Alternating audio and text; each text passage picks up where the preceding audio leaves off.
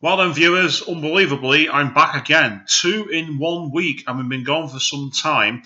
For those of you who've not seen already, I did a video which was analysing the whole expose by the Daily Mail, where Ian Doyle, one of their senior managers, was shown to be a bit of a bully, encouraging new staff to use all rules possible to deceive people into getting a licence, including being nice and cordial with conversations and then giving them an official caution at the end to try and make it legally viable under PACE 1984. Now, I was going to let that be it because I did say that in the last video. I've not really received anything new to show off. That changed this morning. And look at the first line of it. Will you be in on 13th March? Well, I'm going to be somewhere, but in where? In my home? In the hospital? In the pub? In prison? Yeah, I bet that's what you'd like, wouldn't you, crapiter? Not going to happen. However, it then says underneath it, as there's no record of a TV licence at your address, you should expect a visit from an enforcement officer. Except I don't expect company at my property, so I'm not ever going to expect an enforcement officer. So do one now. Then says after that, it may be on 13th March or on another day. Then why are you wasting time putting in big bluing, why will you be available here, if you can't guarantee that's when you're going to call? Don't be such numpties, for God's sake.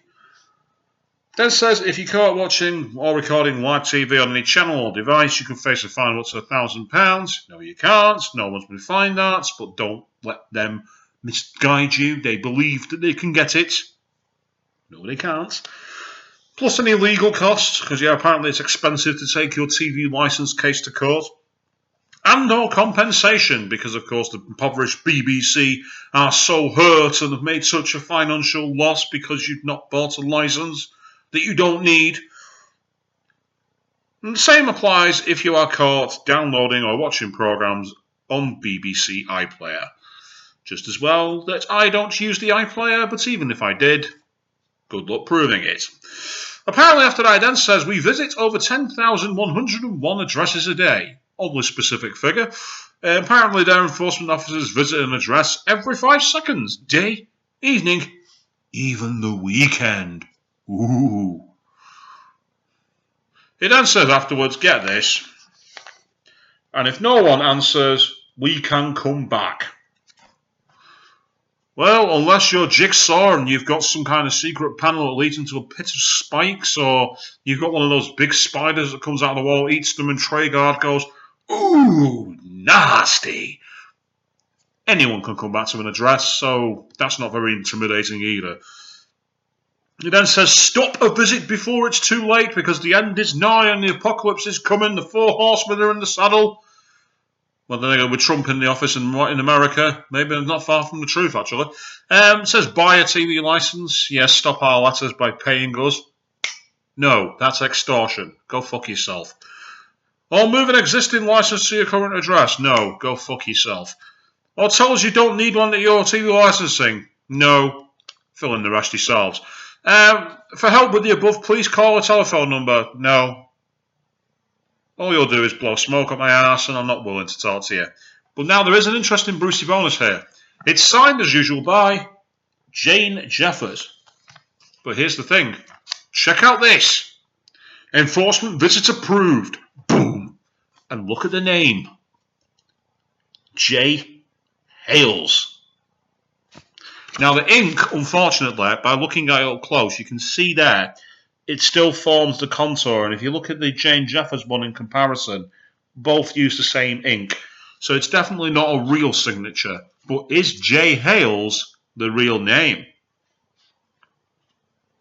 Or another pseudonym that she uses? Either way, you ain't a real woman, boss. Not at all. On the back, it has the usual how to stop the enforcement visit. We've been over that before. Then it says, now the interesting thing that I've really picked up on here is when do you need one? It starts with the usual about recording or watching live television. However, it then has some sneaky wording, which I'll show you in a moment. or you download or watch BBC programmes on demand, including catch-up TV on BBC iPlayer. Right there. Now, underneath it has what does on demand mean. I know I like to take the mick out of that because we all know that on demand is when you want it, but they do actually add a definition, which I'm guessing is for the purpose of this letter, and it says, any program you download or watch that is not shown as live television. On demand includes catch-up TV. These programs can be accessed on a website or through an app or a smart TV, digital box, or any other device, because apparently I can access it through one of these. It then says, after that, on demand can also include exclusive programs only available online. Now, that sounds all quite blasé. It sounds very much a case of, oh, well, do you use the iPlayer as an app on your mobile phone? Do you use it on a computer, on a desktop computer? Have you got it on your PlayStation 4 or something? But here's the thing. Here's where it's dangerous.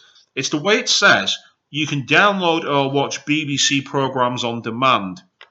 And it says programs can be accessed on a website or through an app. Now, say you're one of these people, and I don't know why you do this, but you choose to buy a BBC Worldwide endorsed box set.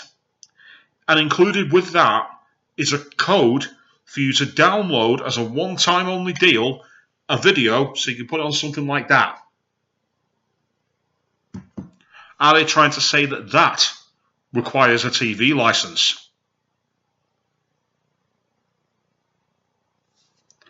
I don't know if they are, but I wouldn't be surprised if they try it because of the way they said it. I know the Act was including the iPlayer, but it's the way they word these letters. They might try and use that kind of scenario as a way of doorstepping people and goading people into confessing and needing a license. Which brings me back to the biggest piece of advice possible.